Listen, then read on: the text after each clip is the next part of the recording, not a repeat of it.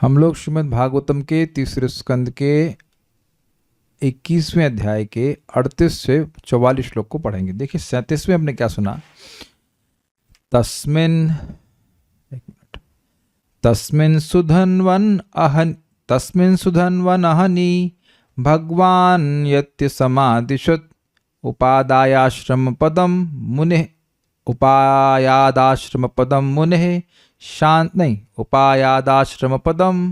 शांत व्रतस्य तत्। अब इसका अनुवाद पढ़ लेते हैं। हे विदुर, वे मुनि की कोटि पे पहुंचे। कौन पहुंचे? स्वयंभू मनु अपनी पत्नी शत्रुपा के साथ और अपनी बेटी देवाहुति के साथ, जिसने अपनी तपस्या का व्रत भगवान द्वारा पहले से बताए गए दिन ही समाप्त किया था। भगवान बोले थे कि परसों आएंगे, तो इसका मतलब आज बोले हैं भगवान तो परसों आने, कल समाप्त किए, तो अब परसों के दिन फ्री हैं। हाँ भाई, वहाँ आए वो तपस्या कर रहे हैं तो फिर कैसे बात बनेगी? तो फ्री हैं, शादी की बात करनी है ना। तो एक दिन पहले तपस्या समाप्त हो गई, अब फल मिल रहा है तपस्या। तो अब बहुत सिंपल सा लिंक है, क्योंकि बात समझ में ऐसे नहीं आती कि वहाँ की सुंदरता का वर्णन क्यों कर रहे हैं। तो इतनी बात श्रील श्रीधर स्वामी कहते हैं कि उनके आश्रम की मनोरमता का वर्णन इसलिए कर रहे हैं 7 श्लोकों में, ताकि यह बताया जाए कि मनु महाराज को और सतरूपा माता जी को और देवाहुति को भी बहुत अच्छा लगा। वहाँ पर कितना अच्छा लगा यह देख करके। देखिए जब हम लोग जब श्लोक सुनते हैं ना, तब कुछ उतना ध्यान नहीं देते हैं। पता नहीं आप में से कितने लोग कभी कुछ पैसा खर्च करके हिल स्टेशन गए हैं। कोई गया है यहाँ पे? मैं डांटूंगा नहीं, पूछ रहा हूँ। कोई डांटने वाली बात भी नहीं, पूछ रहा हूँ। Have gone? एक गए, आधा होता है मतलब गए नहीं गए। Okay, so how you feel? किस लिए गए भाई? अपने घर में तो आराम से रह रहे हैं, एसी में या जो भी अपनी आधुनिक सुविधाओं में रह रहे हैं, तो क्यों जाते हैं? क्योंकि नेचर के पास जाने से व्यक्ति के मन में एक विशेष प्रसन्नता होती है। इसमें समझ रहे हैं ना बात? आप लोग आजकल मौसम देखिए ना, अच्छा मौसम है तो हम लोग सुबह थोड़ा मॉर्निंग वॉक के लिए जाते हैं। ज़्यादा तो इधर तो खैर थोड़ा सा बहुत अच्छा नहीं है, इन द सेंस एक्सटर्नली हमको दिखाई पड़ रहा है, वो कांटे वाले पेड़ होते हैं, लेकिन फिर भी हरा हरा दिखता है तो अच्छा लगता है। कुछ ऊँट दिख गए बहुत ठीक है, अभी तो क्या कुछ बहुत कुछ मयूर दिखते हैं, लेकिन अभी एक्सटर्नली तो वन समाप्त सही है, समाप्त प्राय है। यहाँ से आप मथुरा जाइए तो रास्ते में कुछ भाग जो है वो संरक्षित जंगल का है, यद्यपि वहाँ पेड़ कोई बहुत अच्छे वाले नहीं है, इन द सेंस कांटे वाले पेड़ ही हैं बस। भाई मैं धाम के पेड़ों का अपराध नहीं करना चाहता हूँ, मैं खाली बोल रहा हूँ कि जाति की दृष्टि से बहुत अच्छे नहीं है वो। आम के पेड़ या आम का बागान नहीं है, लेकिन आप कदाचित कभी, आपको पता होगा, आम के बागान में जाइए और स्पेशली वहाँ तो गर्मी में जाइए तो बड़ा अच्छा लगता है। आपको पता होना चाहिए कि आम के पेड़ से जो पत्ती है उसे कुछ कुछ हल्का हल्का पानी गिरता है, तो उस व्यक्ति ठंडा महसूस करता है। तो हम बता रहे हैं, जैसे आपको एग्जाम्पल, अगर आप वैष्णो देवी कभी गए हों उधर लखनऊ से तरफ से, तो वहाँ पे मलिहाबाद पड़ता है रास्ते में, तो दोनों तरफ आम के बाग। यद्यपि आप ट्रेन में हैं लेकिन बाग देखते हैं तो मन में प्रसन्नता होती है। तो हम खाली इतना बताना चाह रहे हैं कि यहाँ पर मैं खाली आप लोगों को समझाना चाह रहा हूँ कि आप रिलेट कर पाइए इन सब बातों से, कि ये जो दृश्य प्रस्तुत हुआ है वहाँ पे, उससे मनु महाराज को बहुत प्रसन्नता हुई। He was not living in a chawl. चाल समझते हैं? चौल बोलते हैं, चाल बोलते हैं, चौल। हाँ, बॉम्बे मतलब गंदा था, गंदी जगह नहीं रह रहे थे। पैसा नहीं था, ठाट बाट नहीं था, लेकिन नेचुरल ऑपुलेंस थी, ये कहना चाहता हूँ। तो उसका ही वर्णन होगा, उसमें मुझे कुछ खास एक्सप्लेन नहीं करना पड़ेगा। कुछ बातें हैं जो आप सीखेंगे, तो हम लोग थोड़ा स्पीड तेज रखेंगे। मेरे पीछे बोलिए। यस्मिन् भगवतो नेत्रान्यपतन अश्रुबिंदवः। यस्मिन् भगवतो नेत्रान्यपतन अश्रुबिंदवः। कृपया संपरीतस्य प्रपन्नेर्पितया भृशम्। कृपया संपरीतस्य प्रपन्नेर्पितया भृशम्। तद्वै बिन्दुसरो नामा सरस्वत्या परिप्लुतम्। तद्वै बिन्दुसरो नाम सरस्वत्या परिप्लुतम्। पुण्यं शिवामृतजलं महर्षिगणसेवितम्। पुण्यं शिवामृतजलं महर्षिगणसेवितम्। सरस्वती नदी के बाढ़ जल से भरने वाले पवित्र बिंदु सरोवर का सेवन ऋषियों का समूह करता था। इसका पवित्र जल न केवल कल्याणकारी था वरन अमृत के समान मीठा भी था। यह बिंदु सरोवर कहलाता था क्योंकि यहीं पर जब भगवान शरणागत ऋषि पर दयाद्र हो उठे उनके नेत्रों से आंसुओं की बूंदें गिरी थी, इसलिए इसको बिंदु सरोवर कहते हैं। देखिए जो बात समझ में आ रही वो ये है कि जैसे नदी है, ये आप लोगों ने प्रैक्टिकल भी देखा होगा, हम लोग तो खूब देखी यमुना जी की बाढ़ आती रहती है। तो मान लीजिए ये कैसे समझाऊं मैं, एक यमुना जी का बैंक का लेवल है, अब उसके दूर वाले क्षेत्र में पानी नहीं होगा, लेकिन जब यमुना जी, हेल्प कीजिए, यमुना जी में बाढ़ आ जाएगी तो उस क्षेत्र में भी पानी चला जाएगा और वहां पानी भरा रह जाएगा। क्या सब लोग समझ पा रहे हैं बात को? नदी का एक लेवल, उससे पानी ऊपर जाता नहीं सामान्यतः, लेकिन जब बाढ़ आएगी तो वो और आगे कोई मान लीजिए गड्ढा है तो उसमें पानी भर जाएगा कि नहीं भर जाएगा? तो वो पानी जो मतलब गड्ढा नहीं है बेसिकली सरोवर है, तो सरोवर में पानी भर जाएगा, तो वह पानी जब उतरेगा यमुना जी का तो पानी से वापस तो ना आ जाएगा। कुछ समझे बात आप? साइंटिस्ट लोग समझ पा रहे हैं बात? नहीं, मेरे पास कोई प्रॉप नहीं है, लेकिन यू कैन विजुलाइज इट। समझ नहीं आया? अब देखिए आप तो राजस्थान में रहते हैं तो आपको बाढ़ क्या समझ में आएगा? समुद्र का एग्जाम्पल नहीं ले रहे हैं कि समुद्र में बाढ़ नहीं आती है, यहां जो एग्जाम्पल दिया उसको समझना भाई। अब हाँ, इसीलिए थोड़ा सा हो गया ना सब। देखिए विजुलाइज कीजिए कि नदी है, अभी मान लीजिए अभी नदी है, नदी ऐसे बह रही है, या फिर कैसे मैं समझाऊं, कोई मेरे पास प्रॉप नहीं आ रहा है। ऐसे अभी यमुना तो देखिए ना आप, तो अब बह रही है यमुना, तो अब एक लेवल से ऊपर नहीं जाती हैं। आप लोग देखिए ना कि यमुना जी में बाढ़ आती है तो गौशाला तक पानी आ जाता है, तो गौशाला में गौशाला की तरफ वो कोई हृद है, कोई गड्ढा है, और वह पानी से नहीं भर जाएगा। लेकिन जब यमुना जी का पानी उतरेगा तो पानी तो उसमें रह ही जाएगा ना, इसमें क्या कठिनाई है? काले हृद नहीं देखे हैं आप यहाँ पे? तो अभी तो वहाँ पे खैर पानी नहीं है, लेकिन अगर पानी इतना बढ़ गया कि उस पर ओवरफ्लो गिर गया तो भर जाएगा ना। अब आ गया समझ, ठीक है।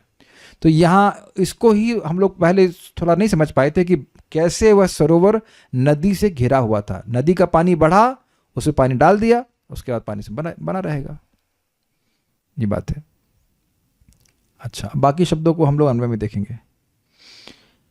यस्मिन, जिस तीर्थ में प्रपन्ने शरणागत कर्दम के प्रति अर्पितया कृपया, अर्पित मतलब समर्पित, उत्पन्न कृपा भाव से वृषम संपरीतस्य, अत्यंत विभोर हुए, मतलब भगवान ने देखा कि मेरा भक्त कितनी तपस्या कर रहा है 10,000 साल से, तो उनको बहुत कृपा उनके हृदय में उदित हुई, दया उदित हुई। इससे विभोर हुए भगवतः नेत्रात, भगवान की आंखों से अश्रु बिंदवः न्यपतत, आंसुओं की बूंदें गिरी थी। तो अब कुछ क्लियर हुआ। कुछ मैंने पहले बताया था आपको, और ने स्मरण से बताया था कि बूंदों से ही सरोवर बन गया था, लेकिन ऐसा वर्णन यहां पे नहीं है। वर्णन क्या है? जल जो है वह सरस्वती नदी का था, उसे भरा हुआ, उसमें भगवान की आंखों से जो बूंदें गिरी हैं वह भी आ गई।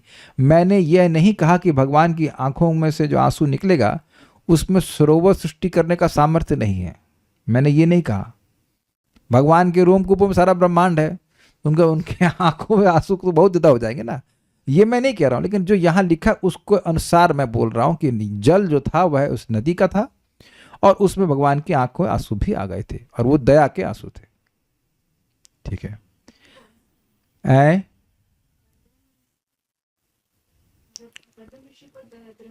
हाँ, कर्दम ऋषि पे दया हुए ना, क्योंकि बहुत समय से तपस्या कर रहे थे, तो उनको देखे तो उनकी आंख से आंसू आ गया, ये बात है।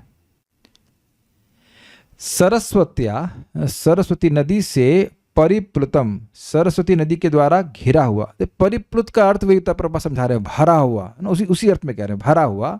तद्वय, वही बिंदुसर नाम, बिंदुसर नाम का तीर्थ है, जिसका जल पुण्यम यानी पवित्र है, और शिव अमृतम मतलब मंगलदायक और मधुर है। यहाँ पे शिव का मतलब समझाया गया है, मंगलदायक मतलब निरोग करने वाला है। कुछ कुछ स्थानों का जल होता है जिसको पीने से व्यक्ति निरोगी हो जाता है, ठीक है ना। राधा बाग का आपको याद आ रहा होगा, बिंदु सरोवर का पिया आपने, और मंगवा लेता हूँ आपके लिए आप ठीक रहेंगे।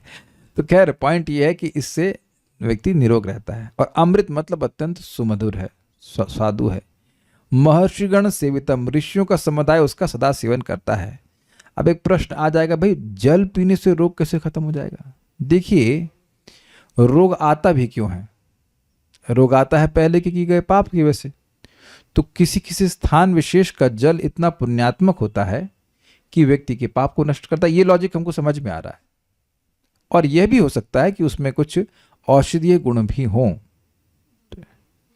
अब भगवान का स्वयं उसमें आंखों से आंसू उसमें मिला हुआ है। तो जैसे प्रभुपाद समझाते हैं कि वह किसी एक ब्राह्मण को जानते थे जो केवल गंगा जी का ही पानी पीता था और उनके शरीर के सारे रोग मिल गए। अच्छा, हम एक बात तो स्पष्ट बता दें, श्रीमान सनक सनातन प्रभु से मिल के आया कल, तो वो मुझे बता रहे थे, मैंने पहले भी बताया इस बात को, तो वो 1 महीना गंगा जी के ही जल पर रहे। जो हिमालय में यात्रा में जाते हैं कभी कभी, means no eating for 1 month. प्रभु जी भी अद्भुत हैं। जर्मनी गए तो आइसक्रीम खा खा के 6 किलो बढ़ा लिया। इतने मोटे हो गए।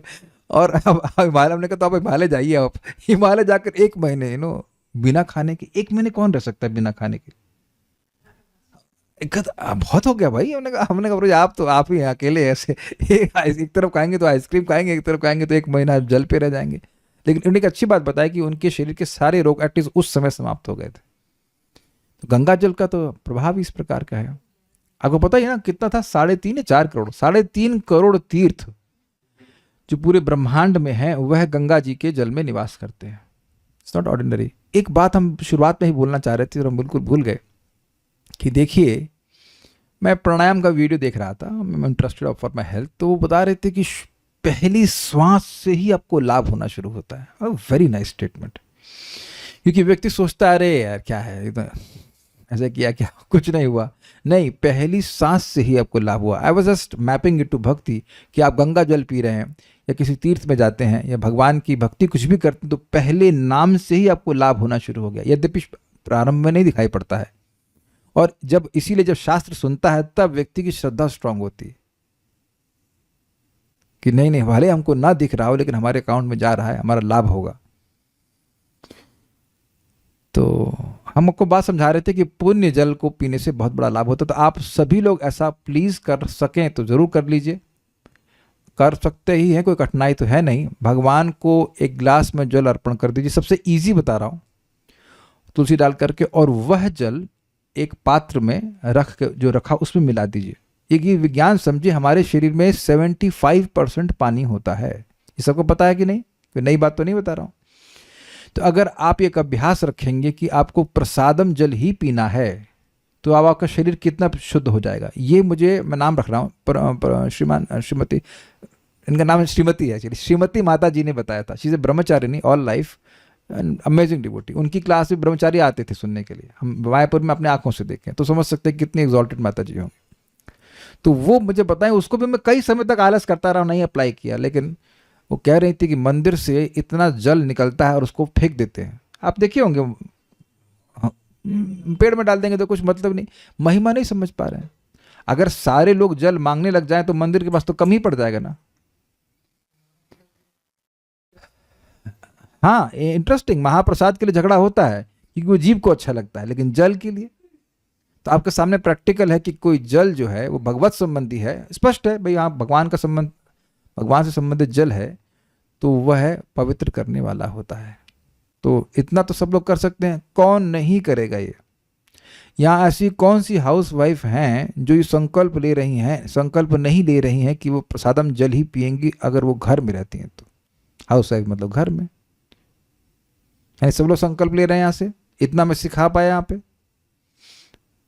जो लोग का वर्क फ्रॉम होम है वह भी ऐसा कर सकते हैं। अगर ऑफिस में जा रहे हैं तो 2 लीटर या 3 लीटर की बोतल भर के ले जाइए, या और भी इजी है, 1 बोतल लेके भर लीजिए, उसमें अगर पानी फिर से मिला लीजिए। गौरव प्रभु करेंगे ये काम? इतना सोच रहे हैं, बहुत बड़ा डोनेशन मांग रहा हूं, is it not? Just very simple, आपके सामने है। ये बहुत बड़ा पुण्य मिलता है प्रसाद ग्रहण करने। इट्स नॉट डिफिकल्ट, अनलेस आपको इमरजेंसी में है तो एक अलग बात है। लेकिन हमने तो नोएडा जाते कुछ नहीं, 1 बोतल ले लिया, उसको थोड़ा पी लिया, उसका कहीं अगर कम पड़ रहा उसमें पानी मिला लीजिए, वह प्रसादम बन जाता है। देखिए, अब आपको हम स्पष्ट बता रहे हैं, हम कुछ रहस्य छोड़ नहीं सकते। ये भी एक टेक्निक होती है कि जल में कोई मंत्र अभिमंत्रित कर देते हैं और उसके द्वारा उसको पी करके व्यक्ति निरोगी होने लगता है। ये हमने देखा है, मतलब इट इज देयर। मुझे रत्नेश प्रभु समझा रहे थे कि जब हम लोग रेकी सीख रहे थे, तो कि दिल्ली में कोई व्यक्ति हैं, उनका काम ही यही है, वो पानी बांटते हैं, रेकी चार्ज वाटर, उसको रेकी से एनर्जी से चार्ज कर देते हैं और फिर उसके बाद लोग को बांटते हैं, उससे लोग निरोग होने लगते हैं। ये सूक्ष्म चीज़ें हमारे शरीर के स्वास्थ्य के लिए बहुत अच्छी होती हैं। तो आप प्लीज़ करिए, इससे आपको बहुत आध्यात्मिक लाभ प्राप्त होगा। कुछ चीज़ें सोचते नहीं रहना चाहिए, उसे समझ करके कर लेना शुरू करना चाहिए। हाँ बोलिए, कुछ बोल रहे हैं, माइक पे बोलिए। एमपी में एक हकीम जी है ना, वो जो हाँ रोग वो भी हटाते इसी हैं, प्रकार भी से मंत्र जल को पानी अभिमंत्रित में। कर देते हैं। एक बात आपको पता होनी चाहिए कि वैसे यह बात आ रही तो मैं बोल दे रहा हूँ कि जल में शब्द को एब्जॉर्ब करने की शक्ति होती है। बहुत अच्छा, बहुत बहुत अमेजिंग बातें हैं। तो ये जो हम लोग रास्ते से बोतल खरीद लेते हैं, थोड़ा अच्छा नहीं कि उसमें लोग कोई गाली बकरा के कुछ कर रहा है, वही पानी उसमें सारी एनर्जी एब्जॉर्ब कर लेता है। पहले भी बता चुका हूँ लेकिन फिर से बता रहा हूँ। हो सके तो इससे आप लोग रोज जप करते हैं तो वो जल भी सामने रह सकता है, उसमें वो एब्जॉर्ब होता है। देखा नहीं आपने, जब वो लोग क्या कहते हैं उसको, शराब देते थे तो उसमें कुछ पढ़ करके फिर पानी फेंक दिया करते थे। तो ये शक्ति इसमें होती है। और एटलीस्ट प्रसादम जल तो पीना ही चाहिए। खुद अगर अर्पण नहीं कर पा रहे हैं, है ना, नहीं जल है आपके पास, तो फिर मंदिर से ले लीजिए, हमारे घर में आ रहे हैं तो हमारे घर से ले लीजिए, और कहीं से भी ले लीजिए। गौरव प्रभु जल तो है ना घर में, ठीक है। और नहीं सिखाऊंगा कि स्ट्रक्चर्ड वाटर पी लीजिए, वो तो कोई नहीं करेगा, वो हम केवल कर पाएंगे, लेकिन that's good for health also. But point is कि वाटर्स का संबंध आपके स्वास्थ्य से है, ये ध्यान रखिएगा। एक बात आ रही तो थोड़ा स्वास्थ्य का टिप भी देता हूँ कि पानी को खाइएगा, जल खाबो खाबिन और भोजन पीबेन। जल खाबिन का मतलब दिखा देता हूँ कैसे पीना। भक्तों की बड़ी चिंता होती है, नहीं पता है।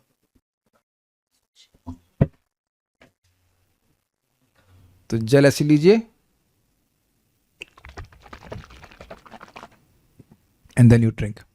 दिस इज नॉट, मैं तो पहले ऐसे पीता था, ऐसे लिया, मतलब ऊपर लिया ग्लास और दड़गड़ गड़गड़ गड़गड़ सीधे ना ना ना, ठीक है। सो तो आपका सलाइवा से मिलता है, लाभ करता है। ये सब बातें हैं क्योंकि यहाँ श्लोक में स्वयं बोल रहे हैं, यस्मिन, जहाँ, जिस क्षेत्र में भगवतः नेत्रान, भगवान के नेत्रों से नेपतत गिर गए थे अश्रु बिंदु, अश्रु के बिंदु।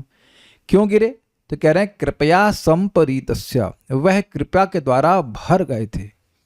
प्रपन्न, किसके ऊपर? प्रपन्न, जो उनके शरणागत कर्दम ऋषि थे, जो उनमें अर्पित थी। और भृशम, भृशम मतलब बहुत अधिक, यानी बेसिकली बात कह रहे हैं कि भगवान बहुत अधिक दया से भर गए थे और उनकी आंख में आंसू आ गया था कि मेरा भक्त कितनी तपस्या कर रहा है मेरे लिए। तद्वै बिंदु सरो नाम, उसी को बिंदु सर अर्थात बिंदु सरोवर के नाम से जाना जाता है। और सरस्वत्या परिप्लुतम, वह सरस्वती नदी के द्वारा जब वो बाढ़ से भर जाती थी, उससे वह पानी उसका भर जाता था। कैसा जल था? तो कह रहे हैं पुण्यम। ये कुछ समझे आप? अब मैं इस बात को बिल्कुल प्रमाण से बोल रहा हूं, आपके सामने लिखा हुआ है। पुण्यम मतलब, पुण्य का क्या अर्थ समझते हैं? कोई बहुत बड़ा कृत्य करते हैं पुण्य का तो उसे पुण्य मिलता है। और जल पीने से ही पुण्य मिले तब? किसी को जल पीने से ही पुण्य मिले तो कोई विरोध, कोई कठिनाई, विरोध, परेशानी है किसी को? तो अब जिन माताओं के पति मान लीजिए भक्त नहीं है और मान लीजिए वो प्रसाद भी नहीं खा रहे हैं, इन सेंस प्याज लहसुन खा रहे हैं, तो कम से कम पानी तो प्याज मिला के नहीं पी रहे हैं। किसी माता जी के पति हैं जो प्याज मिला करके, प्याज का जूस मिला कर पानी पीते हो? प्याज का जूस तो कोई ना पीता होगा, इज इट नॉट? तो पानी ही पिलाइए। कुछ सिस्टम क्या, बहुत कुछ सिस्टम चेंज हो जाएगा। बहुत बड़ा, देखिए बात समझिए, जब हमारे पास पुण्य होते हैं, जब हमारे पुण्य फलीभूत होते हैं, तब व्यक्ति की भक्ति में रुचि होती है। भगवान उसको गाइड करते हैं, जाओ भाई भक्तों की बात सुन, समझो। ये विज्ञान समझिए, किसी को दोष मत दीजिए कि भक्ति का स्वीकार नहीं कर रहा है। ये शाम तो अंतगतम पापम जननाम पुण्य कर्मणाम ते द्वंद्व मोह निर्मुक्ता भजन्ति माम दृढ़व्रतः। जिनके पुण्य खूब इकट्ठे हो गए और पाप नष्ट हो गए, वह खूब दृढ़ता से भक्ति करते हैं। बिल्कुल क्लियर है, तो सहायता कीजिए। देखिए आपके सामने ही लिखा है कि जल में पुण्य, और सब बहुत अच्छा कर सके तो गंगा जल घर में रख सकते हैं और गंगा जल को मिला दीजिए, वो भी कर सकते हैं, बहुत अच्छा है। मैंने फिर रिपीट करूंगा, पूरे ब्रह्मांड के 3.5 करोड़ तीर्थों का जो पुण्य है वह गंगा जी में निवास करता है। अब बिंदु सरोवर तो दूर पड़ेगा, तो गंगा जी का जल तो होगा ही सबके पास, तो ये पुण्य देने वाला है। पुण्य मतलब जीव की अविद्या का नाश करने वाला, पुण्य मतलब पापों का नाश करने वाला। शिव मतलब रोग नाश करने वाला, और अमृत जल मतलब अमृत की तरह सुस्वादु जल था। महर्षि गण सेवितम, महर्षि गणों के द्वारा वह सेवित था, यानी कि महान ऋषियों को भी ये विवेक है कि कौन सा जल पीना चाहिए। Now you have evidence. देखिए, बार बार समझिए कि शास्त्र सुनकर के हम वो चीजें सीख रहे हैं जो हमें अपनी भौतिक दृष्टि से नहीं समझ में आती। आपके सामने प्रसादम जल रख दिया जाए, आपके सामने सामान्य जल रख दिया जाए, तो कोई बेहतर हम अंतर नहीं समझ पाएंगे, लेकिन अंतर हमारी चेतना में पड़ने वाला है।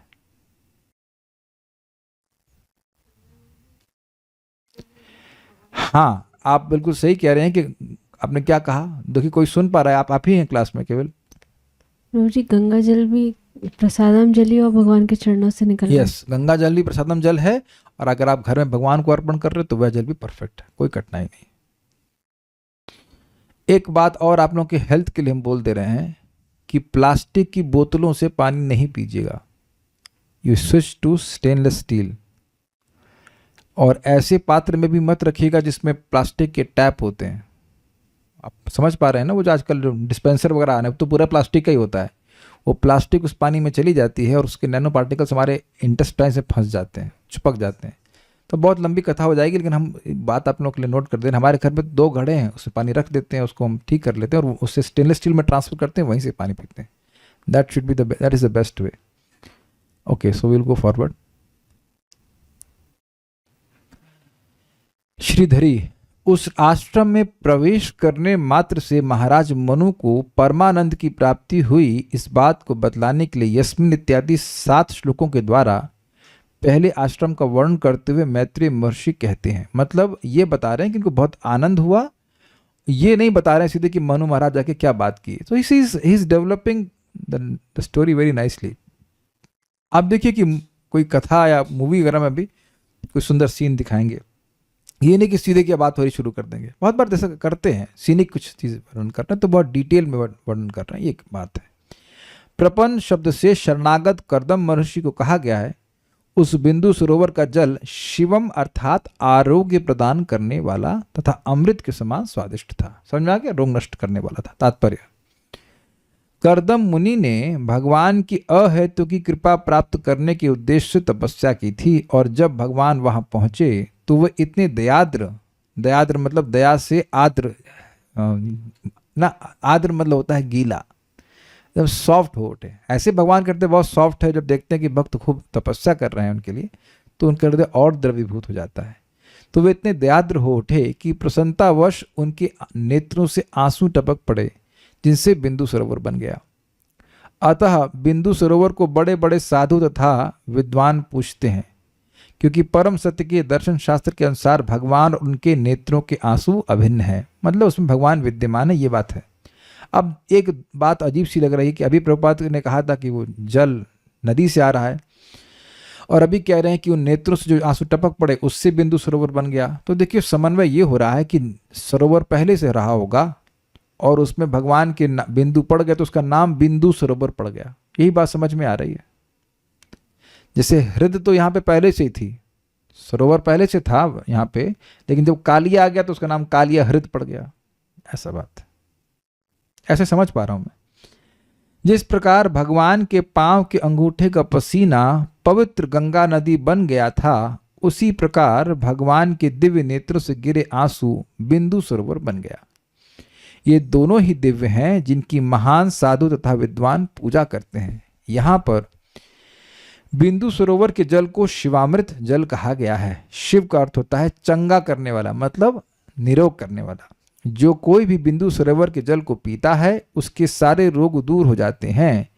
इसी प्रकार जो कोई भी गंगा जल में स्नान करता है उसके सारे भवरोग जाते रहते हैं, मतलब अविद्या पर्यंत रोग भी चला जाएगा। जैसे अब शालिग्राम की महिमा में लिखा हुआ है कि मान लीजिए आपके पास गंगा जल नहीं भी है तो शालिग्राम जी का स्नान करा दिया तो वह भी भगवान की वो गंगा जल के बराबर ही हो जाता है। ये बात करें सेम चीज़। या और भगवान के विग्रह हैं तो उनकी सेवा कर सकते हैं। अगर आप भगवान को नहला नहीं रहे हैं तो आप जल तो अर्पण कर ही सकते हैं। ऐसे दावों को बड़े बड़े विद्वानों तथा प्रामाणिक पुरुषों ने स्वीकार किया है और आज इस कलयुग में भी लोग ऐसा करते हैं। अब देखिए बात यह है कि लोग कहेंगे अरे भाई हमारे घर में जो रोग हैं, हम तो गंगा जल पीते हैं या भगवान का जल पीते हैं तो कहाँ रोग ठीक हो रहा है। देखिए बात ऐसा नहीं है। बहुत सारी चीजों का सूक्ष्म प्रभाव होता है और वो हमें तुरंत नहीं दिखाई पड़ता है, तुरंत नहीं दिखाई पड़ता है। तो इसीलिए प्रभुपाद कह रहे हैं कि हम जैसे लोग जो कि बेसिकली कुछ भी नहीं जानते हैं, हमको तो ये भी नहीं पता है कि हमें खाना क्या चाहिए, तो हमें प्रामाणिक विद्वानों ने जो चीज स्वीकार करी उसके पथ पर चलना होता है। इसीलिए बोला ना कि महर्षि गण सेवितम। क्योंकि एक बार हम लोग गंगा जी में स्नान कर रहे थे इलाहाबाद में और एक भक्त हमारे संग स्नान करते हुए बोले कि मानो तो गंगा और मानो तो पानी। तो अच्छा उनसे बोलो कि आप जहर के लिए भी ऐसे कह देंगे, मानो तो जहर मानो तो अमृत। तो वहां आप जानते हो कि उस वस्तु का प्रभाव आपके भाव पर निर्भर नहीं करता है। लेकिन गंगा जी में स्नान करते हुए आप गंगा जी का अपमान कर रहे हैं, ये अपराध जरूर लग रहा है। आप समझ रहे हैं ना मेरी बात? मानो तो भगवान मानो तो इंसान, ऐसा होता है क्या? भगवान के सामने ही बैठ करके वैसे मानेंगे तो जब जो मानेगा उसका अपराध बनेगा। अर्चे विष्णु शिलाधि, भगवान विष्णु की शिला, भगवान विष्णु की मूर्ति में शिला बुद्धि करना। अर्चे विष्णु शिलाधि, भगवान के अर्चा विग्रह में शिला की बुद्धि करना कि ये तो शिला है, शिला मतलब पत्थर मात्र है, तो ये अपराध बनेगा, तो फिर उसको वैसा लाभ नहीं प्राप्त होगा। तो महर्षि गण सेवितम से समझना चाहिए कि महर्षि गण भी इसका सेवन करते हैं, इसके प्रति आदर बुद्धि रखते हैं। तो भगवत संबंधी जो भी प्रसाद है या जल है उसको व्यक्ति को सम्मान करना चाहिए और उसको ग्रहण करना चाहिए। कोई प्रश्न है किसी भक्त का तो देख लेते हैं। यहाँ तक एक बात ये समझ नहीं आती है कि यदि गंगा जल भी भगवान का प्रसादम जल हुआ तो फिर उससे आचमन करते हैं और उस जल को भगवान को भोग ऑफर करने में पहले भी उसमें डालते हैं। हाँ, ये प्रश्न अभी मेरे मन में आ रहा था कि भाई जब गंगा जल भगवान के चरणों से आया है तो अब उसी जल को आप शालिग्राम में क्यों सेवा में क्यों लगाते हैं? और अगर आपने उस जल से आचमन कर लिया तो अब आप भगवान की सेवा कैसे करेंगे? आप तो मुंह तो झूठा हो गया ना आपका। जी, ये बात मेरे भी मन में आ रही थी, लेकिन देखिए ये विधान किया है। ये बात मैं जब भगवान की सेवा करता हूं तो प्रैक्टिकली एवरीडे याद रहती है कि तुलसी दल से और थोड़ा गंगा जल अगर भगवान शालिग्राम को अर्पण कर देते हैं तो भगवान स्वयं ही अपने आप को उस भक्त को दे देते हैं। क्योंकि ऐसा शास्त्रिक इंजंक्शन है। इंजंक्शन मतलब ऐसा स्टेटमेंट है, इसलिए ऐसा करते हैं। हम लोग प्रसादम जल से आचमन नहीं करते हैं क्योंकि शास्त्र ऐसा नहीं कहता है। कुछ समझ रहे हैं बात? लेकिन भगवान को का स्नान गंगा जल से कराते हैं। हम लोग रोज जल अर्पण करते हैं तो उसमें थोड़ा गंगा जल डाल देते हैं क्योंकि इससे भगवान संतुष्ट होते हैं, क्योंकि शास्त्र में ऐसा लिखा है इसलिए ऐसा करते हैं। कुछ समझ पा रहे हैं लॉजिक? नहीं तो अपने लॉजिक से काम चलेंगे तो गड़बड़ हो जाएगा ना। अच्छा, दूसरा बात, आप लोगों के पास जरा वो दीजिए, हम समझा देते हैं। आचमन पात्र दीजिए। मान लीजिए गंगा जल नहीं है तो हम लोग क्या करते हैं? ये उंगली ऐसी, ये देख रहे हैं, ये वाली, ये वाली उंगली, ये वाली छोटी वाली से बड़ी वाली, इसको ऐसे डालते हैं, फिर बोलते हैं ओम गंगे च यमुने चैवा गोदावरी सरस्वती नर्मदा सिंधु कावेरी जले अस्मिन संधिनिम कुरु। कितनी 7 नदियां है ना। तो इन 7 नदियों का मैं इसमें संधि मंत्र के द्वारा इन सबका आवाहन कर रहे हैं। तो 7 नदियां, इसमें गंगा जी भी हैं। अच्छा, तो यमुना जी में भगवान नहाए, ओम गंगे च यमुने चैवा, तो वो तो पूरा ही चरणामृत हो गया, है कि नहीं? तब एक प्रभुपाद समझाते थे कि एक माता जी, जब प्रभुपाद दादा दामोदर में रहते थे तो एक माता जी यमुना जी का जल लेके आती थी भगवान के स्नान के लिए। उस समय की बात थी। तो जिसमें वो ऑलरेडी स्नान किए हुए हैं उसमें फिर से क्यों स्नान करेंगे? तो लॉजिक मत लगाइए, क्योंकि शास्त्र में ऐसा लिखा हुआ है कि इन पवित्र नदियों के जल से भगवान का स्नान होता है। बस सीधी बात। अब वो गलत है सही भगवान देखिए, लेकिन प्रसादम जल से भगवान का स्नान नहीं होता है। दोनों में भेद नहीं, दोनों दिव्य हैं, लेकिन उससे स्नान नहीं होता। समझ में आ गया? तो ये कंफ्यूजन क्लियर हो गया होगा।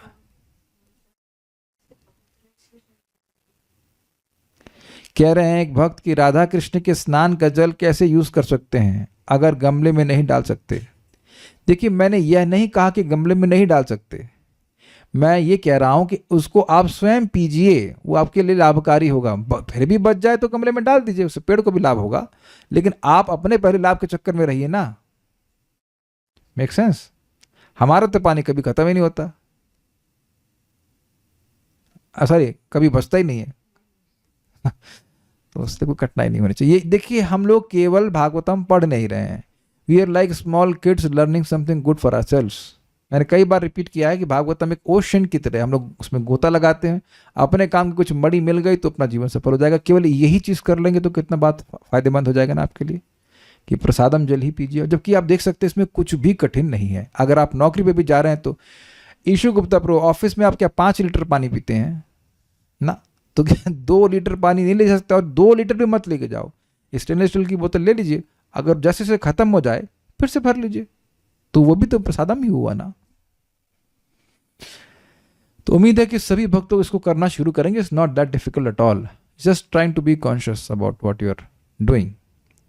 ठीक है, अब यहाँ पे वहाँ की सीनिक ब्यूटी का वर्णन हो रहा है, मेरे पीछे बोलिए। पुण्य द्रुमालता जालैः कूजत पुण्य मृगाद्विजैः। पुण्य द्रुमालता जालैः कूजत पुण्य मृगध्वजैः। पुण्य द्रुमालता जालैः कूजत पुण्य मृगद्विजैः। पुण्य द्रुमालता जालैः कूजत पुण्य मृगध्वजैः। हाई कहाँ से हुआ? द्विजैः। पुण्य द्रुमालता जालैः कूजत पुण्य मृगद्विजैः। पुण्य द्रुमालता जालैः कूजत पुण्य मृगध्वजैः। द्विजैः जो, ठीक है। सर्व ऋतु फल पुष्पाढ्यम वनराजी श्रियान्वितम। सर्व ऋतु फल पुष्पाढ्यम वनराजी श्रियान्वितम। बोलिए। सर्व ऋतु फल पुष्पाढ्यम वनराजी श्रियान्वितम। पुण्य द्रुमालता जालैः कूजत पुण्य मृगद्विजैः। पुण्य द्रुमालता जालैः कूजत पुण्य मृगध्वजैः। सर्व ऋतु फल पुष्पाढ्यम वनराजी श्रियान्वितम। सर्व ऋतु फल पुष्पाढ्यम वनराजी श्रियान्वितम। सरोवर के तट पवित्र वृक्षों तथा लताओं के समूहों से घिरे थे, जो सभी ऋतुओं में फलों तथा फूलों से लदे रहते थे। इंटरेस्टिंग, हर ऋतु में कोई भी पेड़ फूलों और फलों से नहीं युक्त रहता है, लेकिन ये एक विशेष वृक्ष थे जो हर ऋतु में फल और फूलों से युक्त थे। So it was not ordinary. और जिनमें पवित्र पशु तथा पक्षी अपना अपना बसेरा बनाते थे और विविध प्रकार से कूजन करते थे। यह स्थान वृक्षों के कुंजों की शोभा से विभूषित था। एक फोटो हम डाल दिए, कुछ दिख रहा होगा, कुछ कुछ पेड़ हैं सुंदर सुंदर और एक सरोवर भी है। केवल ये आर्टिफिशियल फोटो भी कितना सुंदर लग रहा है। सोचिए किसी स्थान में कभी आप ऐसे जाएं वास्तविक रूप से। हमको नहीं पता कि आप ऐसे कितने लोगों का ऐसा अनुभव है, लेकिन भगवान की कृपा से जो भी कह लीजिए, हमको का अनुभव है ये बाली जाने का। I want for preaching there, और झरने हैं और मतलब पहाड़ हैं। Really it is very pleasing. At least आपके जो मतलब भौतिक रूप से भी देखें तो बहुत बहुत प्लीजिंग लगता है। वो पिकनिक स्पॉट था वहाँ पे, उसमें बादल आ रहे थे वेरी एस्टॉनिशिंग। वहाँ पे बहुत सुंदर सरोवर भी था। तो इस प्रकार की चीज़ें मन को प्रसन्न करने वाली होती है। पहले तो ऋषि मुनि तपस्या ऐसे स्थानों पे करते थे, बिल्डिंग बना के तो नहीं करते थे। तो इस प्रकार का उनका प्राकृतिक नैसर्गिक ऐश्वर्य था। पुण्य द्रुमा, वह तीर्थ पवित्र वृक्षों। भाई कुछ ऐसे वृक्ष होते हैं जिससे ना कोई फल होता है ना कुछ होता है, केवल कांटे होते हैं, जैसे कैक्टस। पता नहीं लोग कैक्टस अपने घर में क्यों लगाते हैं। This is very inauspicious. आप जानते हैं तुलसी जी पवित्र हैं और भी ऐसे आप आम का पेड़ को पवित्र मानते हैं। अशोक, आपने सुना होगा, अशोक भी पवित्र होता है, उसकी पत्तियों की लड़ बनाई जाती है। आम के हैं, मनी प्लांट भी आप बोल रहे हो तो हम स्वीकार कर लेते हैं, बट हमको नहीं पता, बट इट्स कंसिडर्ड ऑस्पिशियस। तो ऐसे करके आप पवित्र होते हैं। नीम के पेड़ को भी पवित्र कहते हैं। तो ऐसे बहुत सारे पेड़ हैं।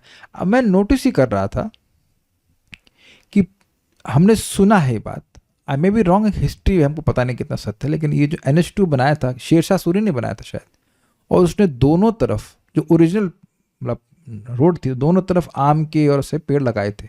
पर ये परम पूज्य राधा गोविंद महाराज से हमने सुना था कि वाराणसी से कहीं बता रहे थे, कोई रास्ता था, उसमें दोनों तरफ आम के पेड़ लगाए गए थे। अब तो जब रोड एक्सपैंड करेगी तो काट दिया गया उसको, उनको, लेकिन उसमें बड़ा लाभ था, बच्चे जाए चढ़ें और आम की खा लें। तो अब कोई साधु जा रहा है और बेचारा भूखा है, तो वो आम का पेड़ लिया और खा लिया। अब यहाँ लगा दिया यूकेलिप्टस। यस, महाराज के प्रवचन में सुना। अब यूकेलिप्टस का तो पहली बात फल नहीं है, और चढ़ेगा कौन? कितने लोगों को यूकेलिप्टस पे चढ़ने का अनुभव है यहाँ पे? तो ऐसे खाली देख सकते हैं। हमारे लखनऊ वाले घर में, हमारे नहीं वाले जिस घर में हम रह रहे थे, उसके सामने ऐसे यूकेलिप्टस के पेड़ थे। तो बहुत बार मैं सोचा करता इसका क्या प्रयोजन है? It has something but not like आम, और बहुत पानी भी खींचता है। तो ये व्यर्थ के पेड़ लगाए गए, ये भारत के हैं भी नहीं वैसे भी। अब आप देख लो, किसी हाईवे में आम का पेड़ नहीं दिखेगा। दिखा कभी आप लोग को आम का पेड़? आम, नीम, कुछ फालतू के पेड़ लगा देते हैं, इसका कुछ मतलब नहीं है। फल वाले पेड़ नहीं लगाए जाते हैं, पहले जमाने में लगाते थे। जो कुछ भी है, लेकिन यहां मैं समझाना चाह रहा हूं कि पुण्य, पवित्र तीर्थ, पवित्र पेड़ कैसे होते हैं। और जैसे बरगद भी तो पवित्र है, और पीपल भी पवित्र मानते हैं ना, उसको हम लोग पूजा करते हैं। वह तीर्थ पवित्र ध्रुव यानी वृक्षों और लताओं के, हाँ, जैसे बहुत सारी लताएं भी पवित्र होती हैं, जैसे फूल वाली होती है ना, मधु मालती, ऐसे नाम है ना, अलग अलग आता, उनके जालई और समूह से। इसीलिए जो मैंने फोटो दिखाई थी वो आपको काफी घना दिखाया था, मतलब इतना। अब जाल का मतलब समझ ही रहे हैं कि एक पेड़ दूसरे की शाखाएं दूसरे पेड़ की शाखाओं से लॉक हो रही होंगी, यही अर्थ है। एकदम घना जंगल था, ये बात है। आप इंग्लिश में से कहते हैं, भूल रहा हूँ एक शब्द, नहीं, जिसमें सूर्य का प्रकाश भी अंदर नहीं प्रवेश करता, उसे क्या कहते हैं? ऐसे जंगल को हम भूल रहे हैं, लेकिन एक शब्द आता है, अरे कैनोपी नहीं बोलते हैं भाई, कुछ कहते हैं, मैं भूल रहा हूँ। बट ऐसे अफ्रीका में जंगल है जहाँ पे सूर्य का प्रकाश भी नहीं अंदर जाता है, इतना घने हैं। अफ्रीका में भी सुना ऐसा होगा। अब खत्म हो तो अलग बात है, हम आपको ज्योग्राफी की बात बता रहे जो हमने पढ़ा था। एनीवेज, तो वहाँ पे इस प्रकार से घना जंगल था। पुण्य मंगलमय मृग मतलब पशुओं, और कूजत द्विजय चहचहाते हुए पक्षियों से। तो कहेंगे द्विज मतलब तो ब्राह्मण होता है, तो द्विज मतलब पक्षी कैसे हुआ? 2 बार जो जन्म ले, पक्षी पहले अंडे से जन्म लेते हैं और उसके बाद फिर जन्म लेते हैं, इसलिए उनको द्विज कहा जाता है पक्षियों से। जैसे कि उल्लू एक पवित्र पक्षी नहीं है, चमगादड़ तो खैर पक्षी है ही नहीं, लेकिन उल्लू एक पवित्र, उल्लू और कौवे आदि ये सब पवित्र पक्षी नहीं है। हंस पवित्र पक्षी हैं, तो इसलिए आपको फोटो में इसी प्रकार से दिखाया गया था। तो वहां पे जो पक्षी थे वह भी पवित्र थे, ये कहते हैं। सर्व ऋतु फल, सभी ऋतुओं के फलों और पुष्पों से आढ्यम संपन्न यानी भरे हुए, लदे हुए, वनराज श्रियान्वितम, वृक्षों के कुंज की शोभा से सुशोभित थे। वृक्षों के कुंज मतलब वृक्षों के बहुत सारा समूह था। तो आप में से पता नहीं कितने लोगों को कभी अनुभव हुआ है कि अपना मैंगो का ट्री, उसमें 2-4 मैंगो निकल गए।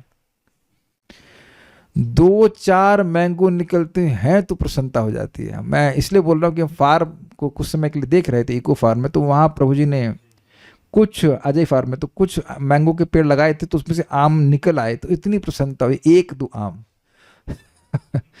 लेकिन अगर आम पूरा भरा हुआ हो तो कितनी प्रसन्नता होती है। कभी घर में पपीता लगाया आपके यहाँ किसी घर में? तो पपीते, हमें अच्छे से याद है, लखनऊ में हमारे घर में पपीता लगा हुआ था, खूब सारे पपीते निकलते थे, तो बड़ा प्रसन्नता होती थी।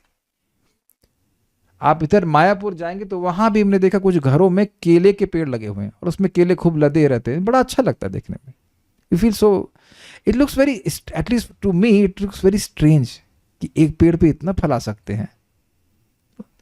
तो अब पूरा जंगल इसी प्रकार का था, क्योंकि अभी भी मैं जब बार बार जंगल बोल रहा हूं तो कितने लोग यहाँ हाथ खड़ा करेंगे कि उनके मन में फल वाले जंगल का एक्सपीरियंस है? आप लोग बार बार अगर पिक्चर में भी देखे होंगे तो कभी कुछ देखे होंगे तो जंगल वही जिसमें फल नहीं है कि नहीं? कितने लोगों ने आज तक ऐसा कोई जंगल देखा है जिसमें खूब फल हो? आम का बगीचा देखा होगा, वेरी गुड, लेकिन फॉरेस्ट?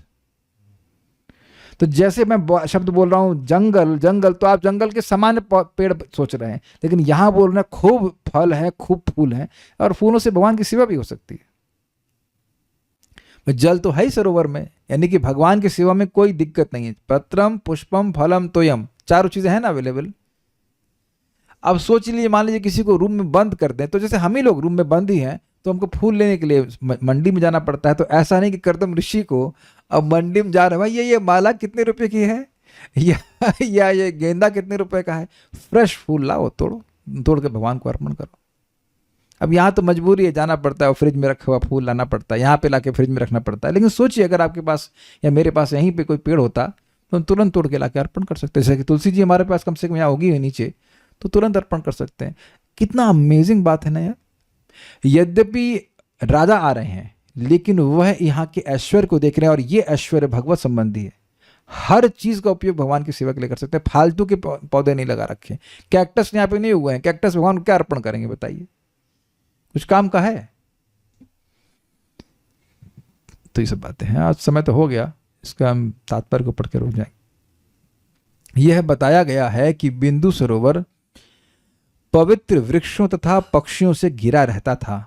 जिस प्रकार मानव समाज में कुछ पुण्यात्मा तथा कुछ पापी लोग होते हैं, उसी प्रकार वृक्षों तथा पक्षियों में भी कुछ पवित्र थे और कुछ अपवित्र। जिन वृक्षों में अच्छे फल या फूल नहीं लगते वे अपवित्र माने जाते हैं। तो इसलिए समझ लीजिए कि घर में अगर इस तरह से अगर आपका कंट्रोल है, तो कम से कम ये कैक्टस और अन्य जो फालतू फूल वाले पेड़ों को हटा देना चाहिए। कोई मतलब नहीं, भगवान की सेवा में उसका उपयोग नहीं कर सकते। कोई लाल रंग के फूल होते हैं, अगर आपने देखा हो, उसमें कैक्टस के पेड़ होते हैं, उसमें लाल लाल रंग के छोटे छोटे फूल होते हैं। क्या प्रयोजन है? You should use only those things are of some utility to Krishna. ये बात बोल रहे हैं, ठीक है। और जो पक्षी शैतान होते हैं जैसे कौवे, वे अपवित्र माने जाते हैं।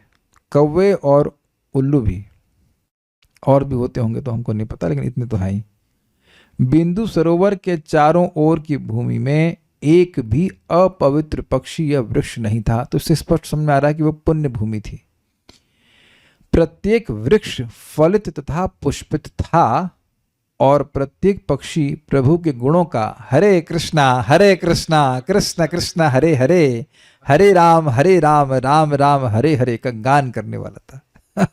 This shows absolute attachment of Srila Prabhupada to the holy names.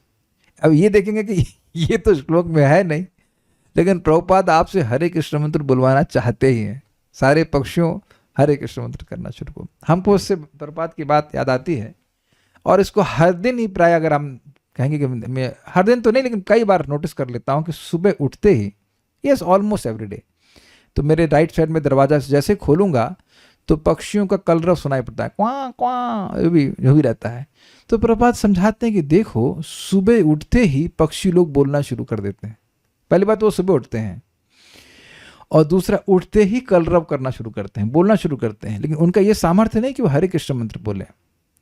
तो उसी प्रकार से मनुष्य को उठते ही फालतू की बात नहीं बोलनी चाहिए। फालतू की बात दिन के लिए रखो, लेकिन सुबह उठते ही हरे कृष्णा कृष्णा कृष्णा हरे हरे, हरे राम राम राम हरे हरे।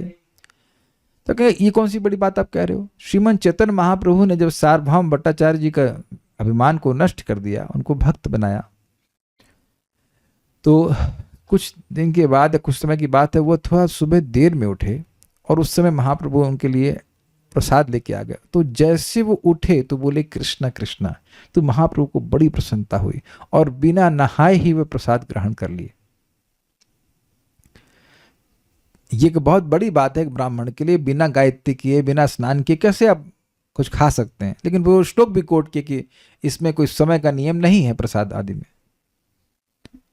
तो महाप्रभु ने कहा आज मैंने वैकुंठ पे आरोहण कर लिया है, क्योंकि तुमको, मतलब सार्वभौम भट्टाचार्य को, प्रसाद की महिमा पर विश्वास हो गया। तो हम खाली इस बात को बोल रहे थे कि सुबह उठते ही भगवान का नाम उच्चारण करने के लिए व्यक्ति को करना चाहिए, ये बात है। अब ये बात आप कहेंगे कि प्रभु जी फिर आप काहे कहते हो रात में नहीं खाना चाहिए? देखो स्वास्थ्य की दृष्टि से बोलते हैं, ऐसा नहीं कि आपको कोई पाप लगेगा आप रात में प्रसाद पाते हो फिर सुबह उठने में दिक्कत होती है, इस बात है। अब मेरे ख्याल से अब एक श्लोक का और टाइम है हमारे पास, 10 मिनट है तो पढ़ लेते हैं। बहुत एक 10 मिनट तो पढ़ सकते हैं। मत्ता द्विज गणैर्घुष्टम मत्ता भ्रमर विभ्रमम मत्ता द्विज गणैर्घुष्टं मत्ता भ्रमर विभ्रमं मत्ता बर्हि नटाटोपम आह्वयन् मत्त कोकिलम। मत्ता बर्हि नटाटोपम् आह्वयन् मत्त कोकिलम्। तो सुंदर लग रहा है ना सुनने में। मत्त द्विजा गणैर्घुष्टम मत्त भ्रमर विभ्रमम मत्त द्विज गणैर्घुष्टं मत्त भ्रमर विभ्रमं मत्त बर्हि नटाटोपम आह्वयन् मत्त कोकिलम। मत्त बहिर्नटाटोपम् आह्वयन् मत्त कोकिलम्। बोलिए।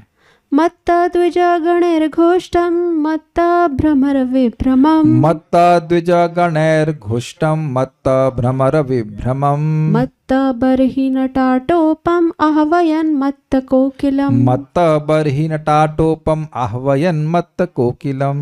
कितना सुंदर है ना। वैसे अगर आपको ना समझ में आ रहा हो कि कोई व्यक्ति कोई पक्षी कैसे मतलब पुण्य और पाप भी हो सकता है, तो आप ये बताइए कि इस जगत में कभी किसी का नाम कौवा सुने आप? ये कौवा व्हाटएवर, कौवा श्रीवास्तव, कोयल श्रीवास्तव सुने हैं कि नहीं आप? आप समझ में आ गया ना कि कहीं ये कौवी श्रीवास्तव है। कोई सुने आप? ये उल्लू श्रीवास्तव है, नथिंग अगेंस्ट श्रीवास्तव, हम जस्ट सेइंग कि सरनेम तो कुछ भी हो, लेकिन आप देखिए उल्लू कौवा ऐसा नाम नहीं रखा जाता। मक्खी तो आप देख रहे हैं कि इंट्यूशन है। आप जानते हैं मक्खी जो है गंदी जगह जाएगी, मक्खी गंदी जगह जाएगी और मधुमक्खी भौरे अच्छी वस्तु में जाएंगे।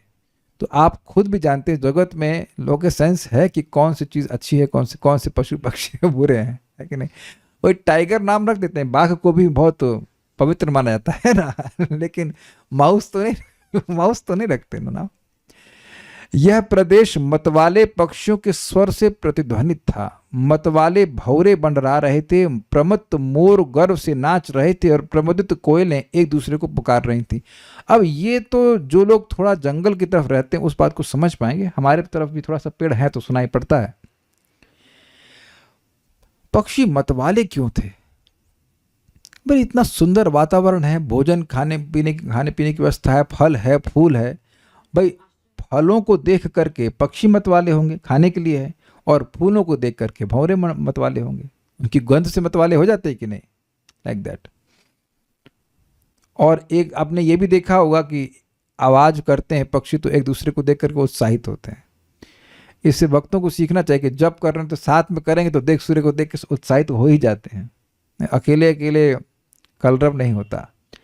मत उस तीर्थ में मतवाले द्विज पक्षियों के गणय झुंडों का घोष्टम अर्थात कलरव व्याप्त था। मत्तः भ्रमर विभ्रमम, मतवाले भौरे गुंजार कर रहे थे, ठीक है। मत्ता बरही नटा आटोपम, मतवाले मोर नट के समान नाच रहे थे। तो आपने देखा, ये भी देखा गया, इधर देखा गया कि एक मोर नाचेगा तो उसको देखकर दूसरे मोर भी नाचे लगते हैं। तो संगात संजायते कामः। मत्तः कोकिलम आह्वयन, मतवाली कोयल कुहू कुहू कर रही थी। कुछ लोग जो बहुत अनुकरण करने में तेज है, आप कभी ट्राई करना कि कुहू ऐसा करके बोलेंगे, हम एक्सपर्ट नहीं, लेकिन ऐसा करेंगे तो वो आवाज सुनकर वो भी बोलने लगती है। हाँ, ऐसा करने लग जाते हैं। मत्ता द्विज गणैर घुष्टम, जो मतवाले पक्षी थे वो उनके जो शब्द था वहां पे कलरव था विद्यमान। मत्ता भ्रमर विभ्रमर, और जो मतवाले भ्रमर थे उनका गुंजन सुनाई पड़ रहा था। अगर ये कभी सुना है कि नहीं सुना आपने, मधुमक्खी का तो सुना होगा, जब कभी छत्ता लग जाता है तो घीं ज़ूं ऐसे करके करती है। मत बरही नटा टोपम, नट का मतलब होता है नाचने वाला। तो वो जो बरही अर्थात मयूर थे वह एक नर्तक की तरह सुंदर नाचने लग गए थे। आह्वयन मत कोकिलम, और कोकिलें यानी कोयलें एक दूसरे को आवाहन कर रही थी, कू कू ऐसे करके हो रहा था। ये आप किसी स्थान में चले जाएं, ऐसी आवाज कोयल की आती हो, कितना सुंदर लगेगा। हम लोग को अनुभव है, गौशाला में भी इस प्रकार से था। तो आप कुछ फोटो रखी गई है, मयूर हैं, ये कौवे नहीं हैं, ये कोयले हैं। हाँ, इधर मयूर बोलता है हमारे घर के पीछे की तरफ। तात्पर्य, यहाँ पर बिंदु सरोवर के चारों ओर के क्षेत्र में सुनाई पड़ने वाली मधुर ध्वनियों की सुंदरता का वर्णन है। मधु पीकर काले भौरे मतवाले हो रहे थे। मधु कहाँ से मिला उनको? फूलों से। और मादकता में गुनगुना रहे थे। प्रमुदित मोर नटों तथा नटियों की तरह नाच रहे थे, मतलब नर्तकों की तरह नाच रहे थे। और प्रमुदित कोयलें अपने जोड़ीदारों को पुकार रही थीं। आगे हम लोग कल सुन लेते हैं। आप बहुत छोटे से हैं वैसे तो, अगर आप लोग हाँ कर देते फिर हमारा टॉपिक चेंज है। कल फिर मनु महाराज आ जाएंगे, कहेंगे हमको रोक दिए तुम। मेरे पीछे बोलिए, हम लोग उसको एक एक बार बोल के आगे पढ़ लेते हैं। कदम्ब चंपका शोका करंज बकुलासनैः, कदम्ब चंपका शोका करंज बकुलासनैः, कुंद मंदार कुटजैश्च्यूत पोतैर अलंकृतम्, कुंद मंदार कुटजैश्च्यूतपोतैर अलंकृतम्, कारंडवैः प्लवैर हंसैः कुररैर जलकुकुटैः, कारंडवैः प्लवैर हंसैः कुररैर जलकुक्कुटैः, सारसैश्चक्रवाकैश्च चकोरैर्वल्गुकूजितम्, सारसैश्चक्रवाकैश्च चकोरैर्वल्गुकूजितम्। इस तो स्पष्ट है, खाली पक्षियों के नाम हैं और उनके पेड़ों के नाम हैं, तो इसलिए हम इसका अन्वय नहीं देखेंगे, अनुवाद देख लेते हैं। बिंदु सरोवर कदम्ब, कदम्ब पता ही होगा, कदम्ब चंपक, इधर बहुत सारे चंपक के फूल हैं। अशोक, करंज, बकुल, बकुल भी देखा हुआ है, आसन नहीं पता, कुंद, मंदार, कुटज तथा नव आम्र के पुष्पित वृक्षों से सुशोभित था। वायु, कारांडव, प्लव, हंस, कुररी, जलपक्षी, सारस, चक्रवाक तथा चकोर के कलरव से गुंजायमान थे।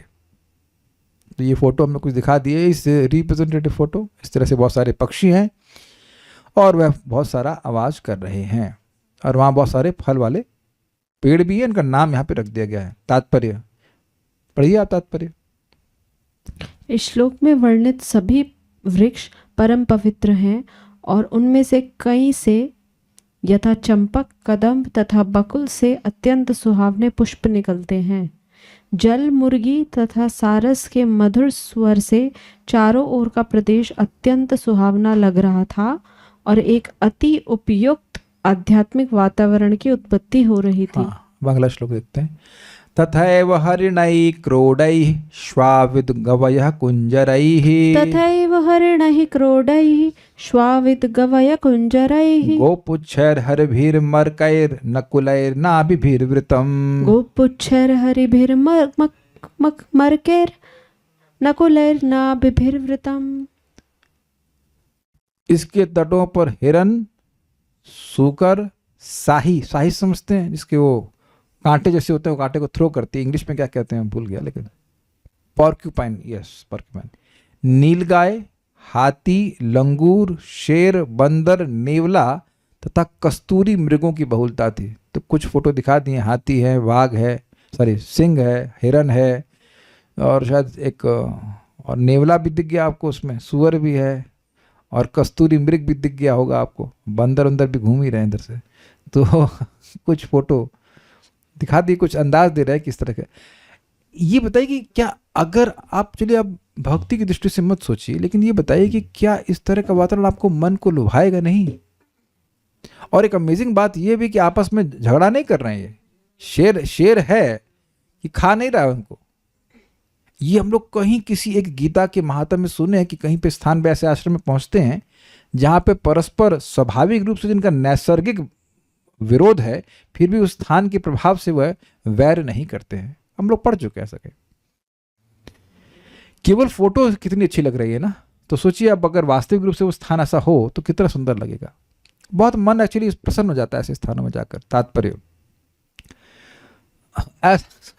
यस ठीक है। व्यतिरेक में सोचिए, मतलब ये सॉफ्टवेयर इंजीनियरिंग कर रहे होते, ऐसे निकले होते मोटा चश्मा पहन के, अरे कि जरा प्रोग्रामिंग खत्म कर लें, दोनों कैसा लगता है उनको? नहीं, such nice place is staying. तात्पर्य इससे एक और समझ लेना चाहिए कि भाई ऐसे स्थान अब हैं ही नहीं जहां पे रहकर कोई वजन भजन कर पाए। तो इसीलिए सारे वो लाभ जो ऐसे स्थान पे रहकर हजारों साल वजन करने से मिलते, वो घर बैठे ही मिल जाते हैं भगवान का नाम उच्चारण करने से। कस्तूरी मृग सभी स्थानों पर नहीं मिलता, वह केवल बिंदु सरोवर जैसे स्थानों में ही पाया जाता है। वे अपनी नाभि में निकलती कसूरी की गंध से सदैव उन्मत्त रहते हैं। उनको पता नहीं चलता कि वो गंध उनकी नाभि से ही आ रही है। गवया अर्थात नील गायों की पूंछ में बालों का गुच्छा होता है, सबने देखी है। इन बाल के गुच्छों को मंदिरों में पूजा के लिए मूर्तियों पर पंखा चलने के काम में लाया जाता है। अच्छा, वो जो चामर की बात कर रहे हैं प्रभुपाद, कभी कभी गवया को चमरी भी कहा जाता है। वे अत्यंत पवित्र मानी जाती हैं। अभी भी सोच लीजिए कि अगर भगवान के ऊपर वो चामर का उपयोग हो रहा है तो कितना पवित्र होगा। तो इसीलिए पवित्र पशुओं की कैटेगरी में इसको रखा जा रहा है। आज भी भारत में अनेक बंजारे हैं जो कस्तूरी तथा चमड़ी के बालों का व्यापार करते हैं। उच्च श्रेणी के हिंदुओं में इनकी अत्यधिक मांग है और आज भी भारत के बड़े बड़े शहरों तथा ग्रामों में व्यापार चलता है। तो अब हम लोग कल सुनेंगे कि मनु महाराज आकर के वो क्या देखते हैं। और कोई प्रश्न किसी बात का है तो मैं देख लेता हूँ।